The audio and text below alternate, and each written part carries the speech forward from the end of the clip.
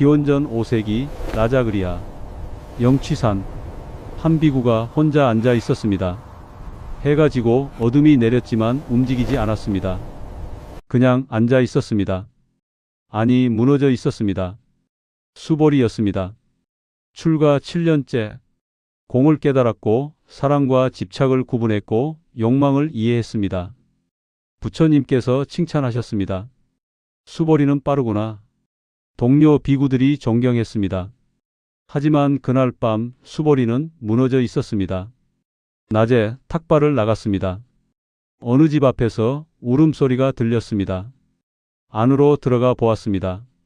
한 여인이 죽은 아이를 안고 울고 있었습니다. 갓난아기였습니다. 태어난 지 한 달, 병에 걸려 죽었습니다.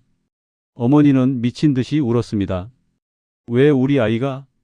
왜 이렇게 빨리? 왜 태어나게 했습니까?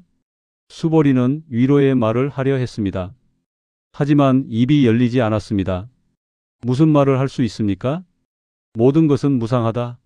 집착하지 말라? 그런 말이 지금 위로가 됩니까? 수벌이는 공양을 받지 못하고 나왔습니다. 길을 걷다가 또 다른 광경을 보았습니다.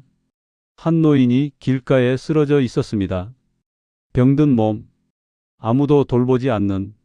수벌이는 다가갔습니다. 노인은 숨이 끊어지기 직전이었습니다. 눈을 뜨고 수벌이를 보았습니다. 스님, 저는 왜 이렇게 고통스럽게 살아야 했습니까? 그리고 숨이 끊어졌습니다. 수벌이는 그 자리에 얼어붙었습니다. 정사로 돌아와 명상을 했습니다. 하지만 마음이 고요해지지 않았습니다. 자꾸 그 장면들이 떠올랐습니다. 죽은 아기, 울부짖는 어머니, 외롭게 죽어가는 노인. 왜 이런 고통이 있는가? 부처님은 말씀하셨습니다. 인생은 고통이다. 태어남이 고통이고, 늙음이 고통이고, 병들미 고통이고, 죽음이 고통이다. 사성제의 첫 번째 고제. 수벌이는 이것을 이해했습니다. 머리로는 완벽하게 이해했습니다.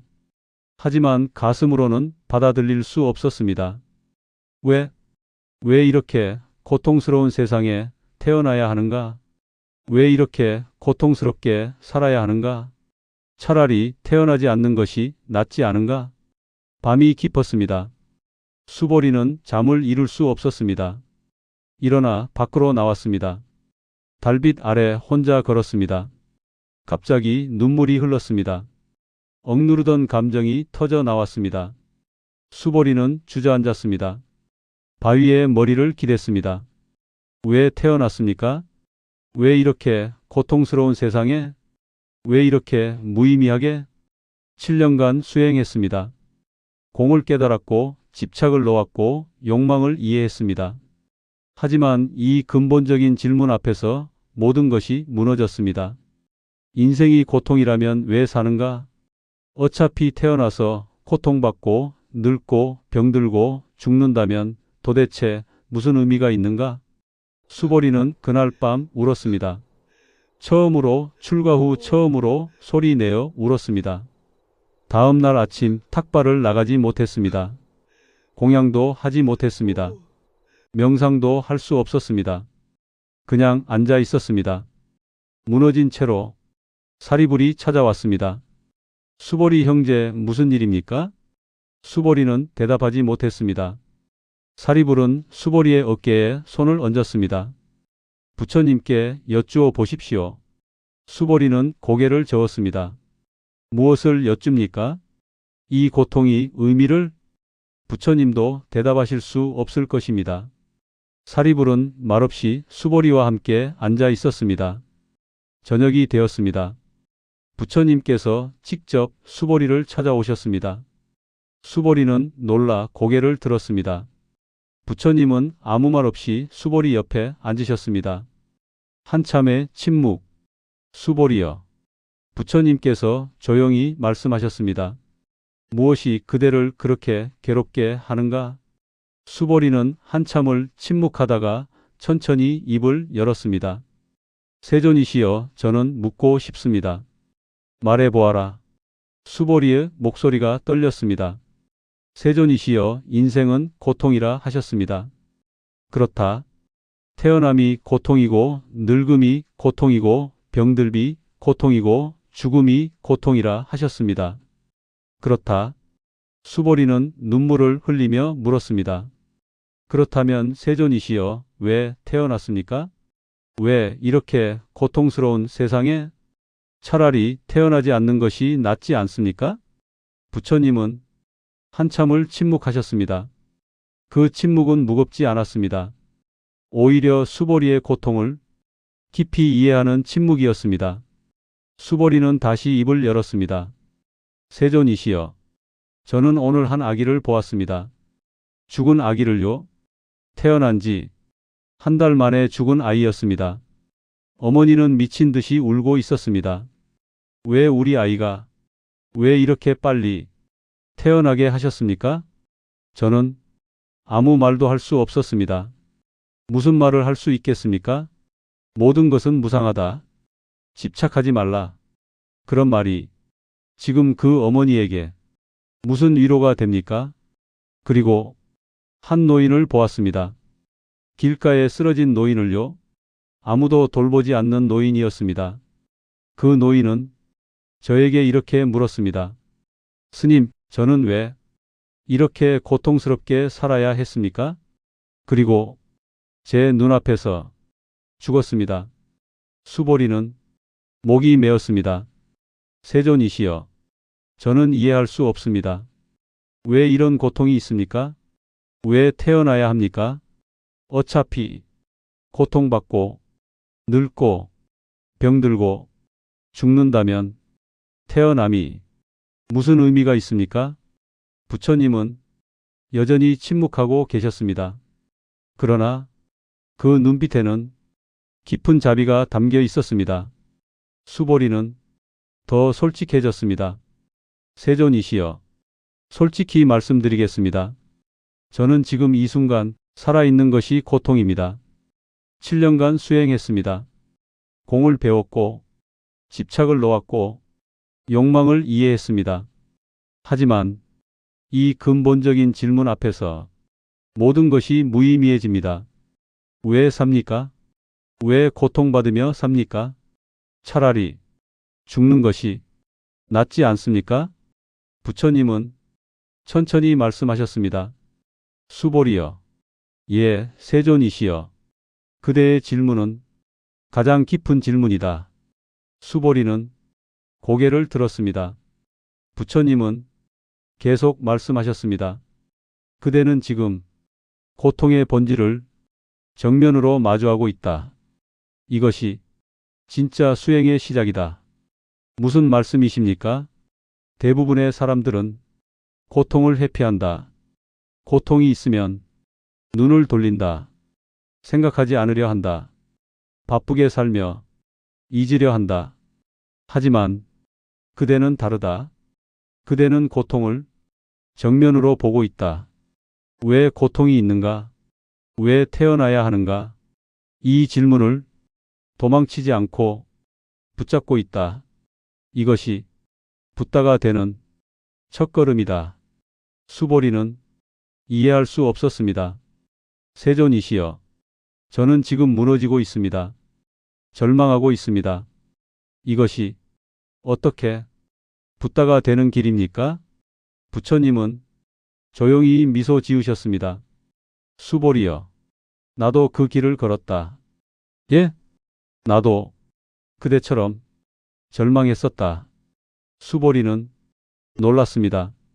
부처님께서도요? 그렇다.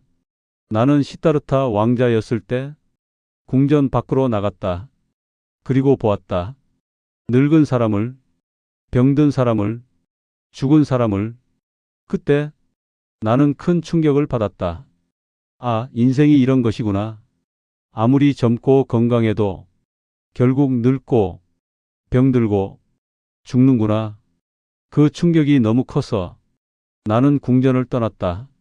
출가했고 고행했고 거의 죽을 뻔했다. 왜냐하면 나도 그대처럼 물었기 때문이다. 왜 이런 고통이 있는가? 왜 태어나야 하는가? 부처님은 하늘을 올려다 보셨습니다. 그리고 나는 깨달았다. 보리수 아래에서 무엇을 깨달으셨습니까? 수보리는 간절히 물었습니다. 부처님은 수보리를 바라보며 말씀하셨습니다. 고통은 피할 수 없다. 하지만 고통과의 관계는 바꿀 수 있다. 부처님은 비유를 드셨습니다. 수보리여, 바다를 생각해 보아라. 수보리는 귀를 기울였습니다.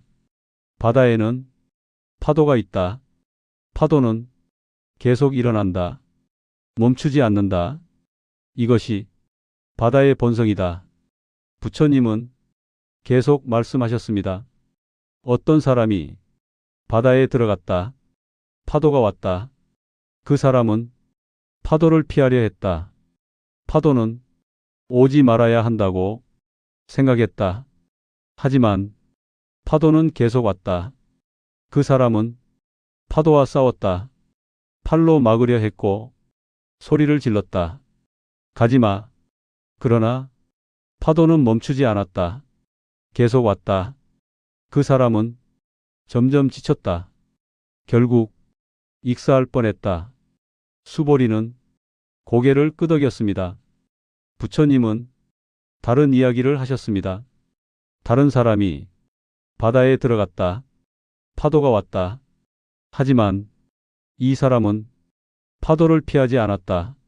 싸우지도 않았다. 그 사람은 파도를 탔다. 파도가 오면 몸을 맡겼다. 파도의 흐름을 그대로 따라갔다. 파도가 지나가면 다시 떠올랐다. 이 사람은 지치지 않았다. 오히려 파도를 즐겼다. 익사하지도 않았다. 부처님은 수보리를 바라보셨습니다. 인생도 마찬가지다. 고통은 파도와 같다. 피할 수 없다. 태어나면 늙고, 늙으면 병들고, 병들면 죽는다. 이것은 피할 수 없다. 마치 바다에 파도가 있는 것처럼 생명에는 고통이 있다. 이것이 삶의 본성이다. 수보리는 물었습니다. 그렇다면 세존이시여, 우리는 어떻게 해야 합니까? 고통을 피할 수 없다면요? 부처님은 답하셨습니다. 파도를 피하려 하지 말라.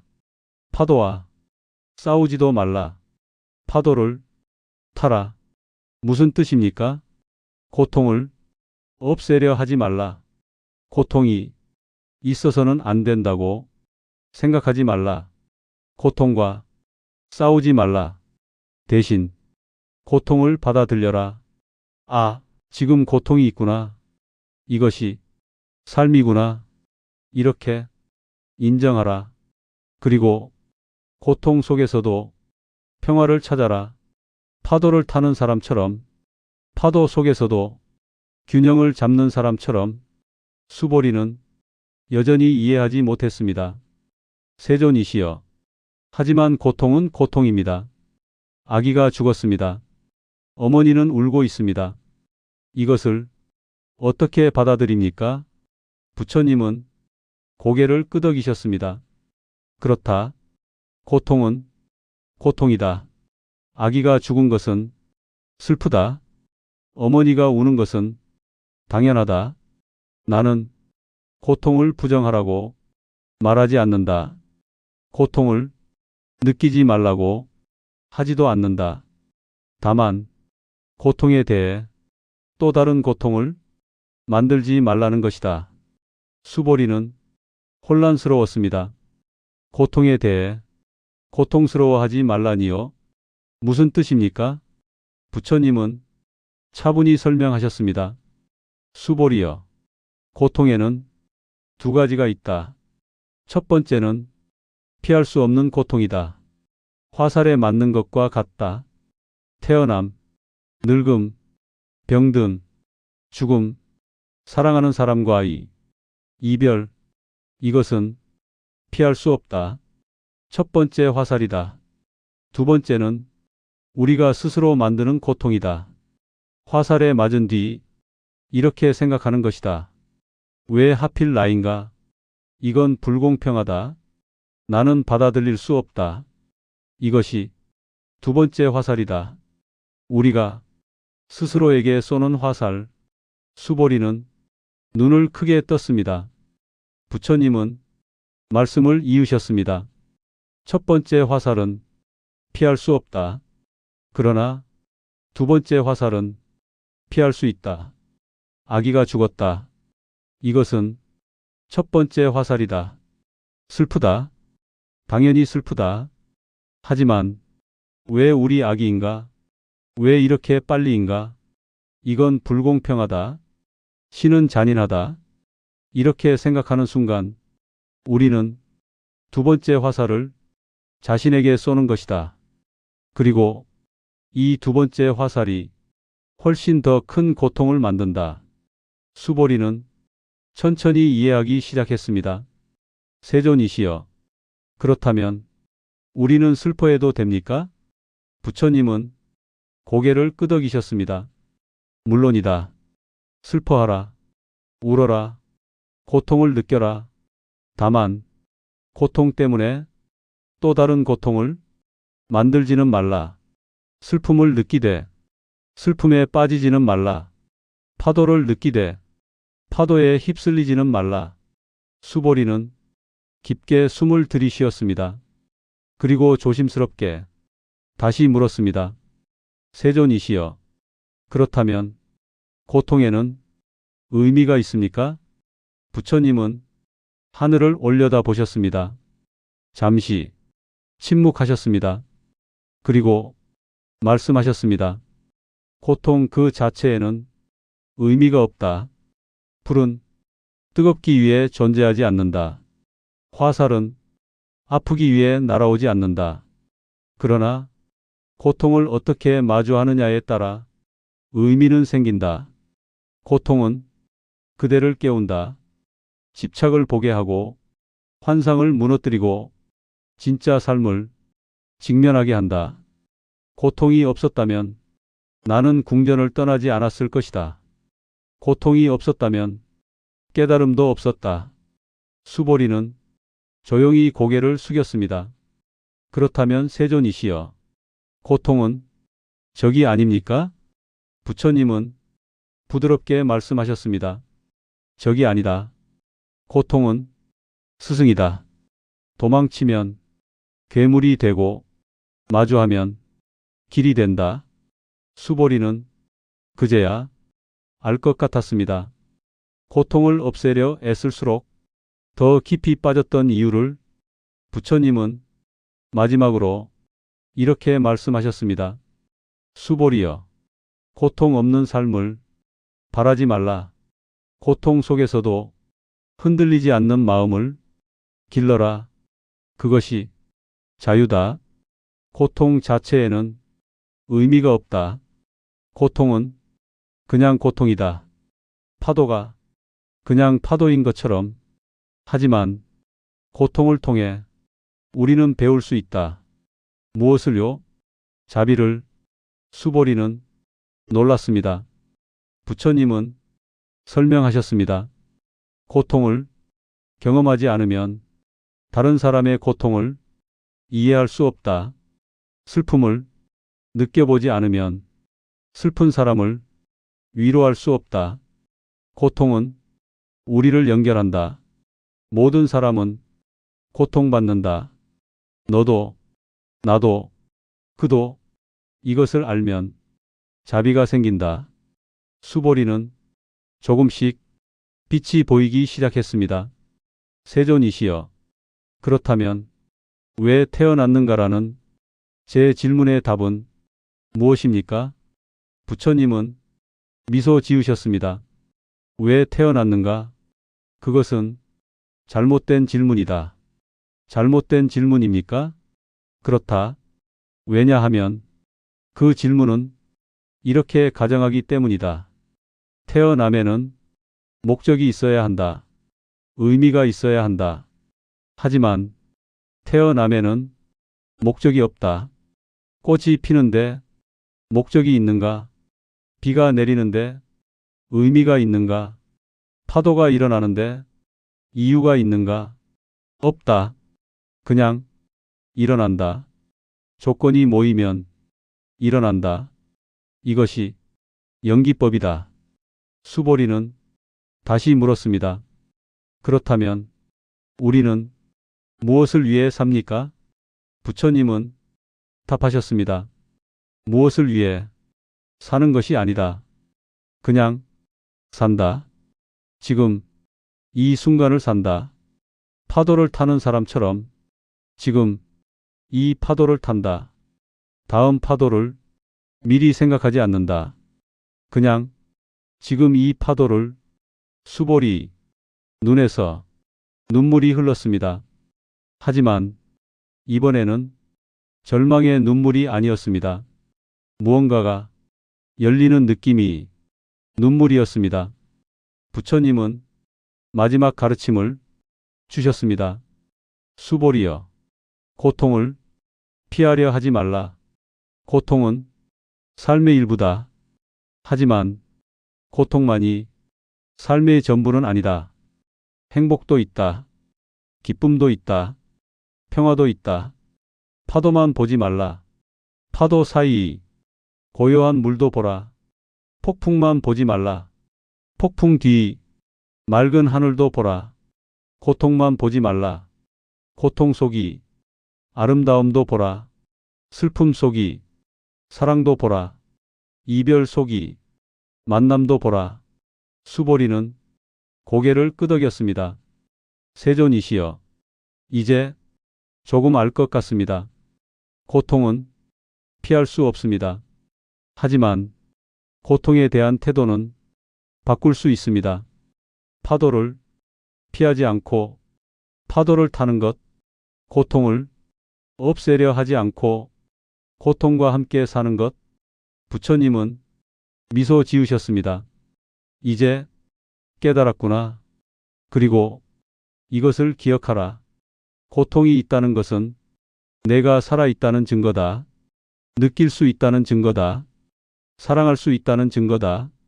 돌은 고통받지 않는다. 돌은 살아있지 않기 때문이다. 고통받을 수 있다는 것, 그 자체가 축복이다. 수보리는 놀랐습니다. 고통이 축복입니까? 그렇다. 고통을 느낄 수 있다는 것은 내가 인간이라는 것이다. 심장이 뛰고 있다는 것이다. 살아있다는 것이다. 그 순간 수보리는 이상한 평화를 느꼈습니다. 고통이 사라진 것은 아니었습니다. 죽은 아기가 떠올랐고 외롭게 죽은 노인이 생각났습니다. 하지만 그 고통 속에서 이상하게 평화로웠습니다. 마치 파도 속에서 파도를 타는 사람처럼. 그날 이후 수보리는 완전히 달라졌습니다. 탁발을 나가 고통받는 사람을 보면 이전과는 다르게 반응했습니다. 예전에는 무슨 말을 해야 할지 몰랐습니다. 하지만 이제는 그냥 함께 있었습니다. 말은 필요 없었습니다. 옆에 앉아 손을 잡아주고 함께 울었습니다. 어느 날 한 여인이 수보리를 찾아왔습니다. 남편이 죽었다고 했습니다. 너무 슬프다고, 어떻게 살아야 할지 모르겠다고 했습니다. 수보리는 그냥 들어주었습니다.